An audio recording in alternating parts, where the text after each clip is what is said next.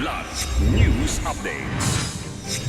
Mga balita ngayon, 2 taguan ng armas ng NPA na diskubre sa Masbate. 3 minor de edad nasagip sa anti-trafficking raid sa Zamboanga City.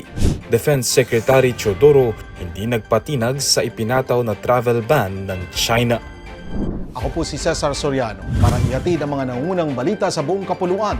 Ngayon, 2 taguan ng armas ng New People's Army o NPA ang magkahiwalay na nadiskubre ng militar sa Masbate nitong Huwebes, Hunyo 11. Sa ulat ng 9th Infantry Division, unang natuklasan ng mga tropa ng 65th Infantry Battalion ang daan-daang bala na nakaimbak sa Barangay Kalapayan, Kawayan, Masbate.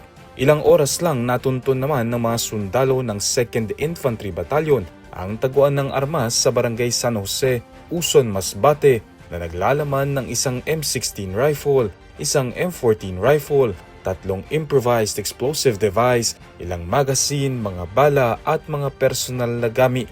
Kaagad na itinurn over sa pulisya ang mga natuklasang kagamitang pandigma para sa kaukulang disposisyon.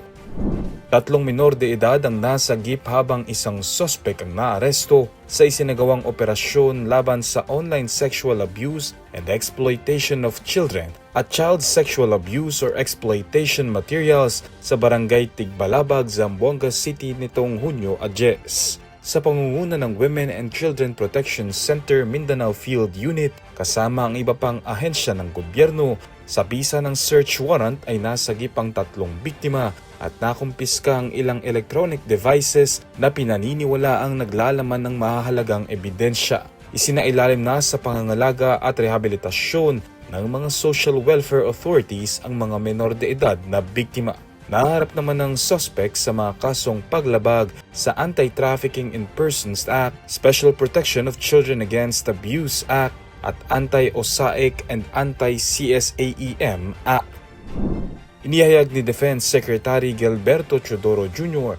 na hindi siya natitinag sa ipinataw na sanksyon ng China laban sa kanya at sa kanyang pamilya dahil sa kanyang mga pahayag tungkol sa West Philippine Sea at umano'y iligal na aktibidad na may kaugnayan sa ilang Chinese nationals sa bansa.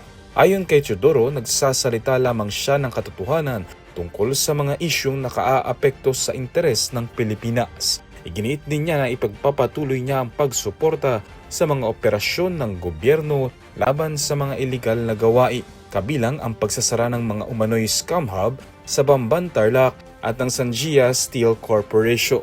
Binigyang diin ng kalihim na hindi nakatuon laban sa mga Chinese nationals ang mga hakbang ng pamahalaan, kundi laban sa mga gawaing nakapipinsala sa bansa. Sa kabila ng mga parusa, sinabi ni Teodoro na magpapatuloy siya sa pagsusulong ng pambansang depensa at pagpapalakas ng ugnayan ng Pilipinas sa mga kaalyadong bansa.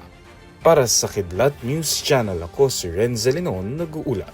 ako po si Cesar Soriano, kasama nyo sa bawat pagbuto ng balita.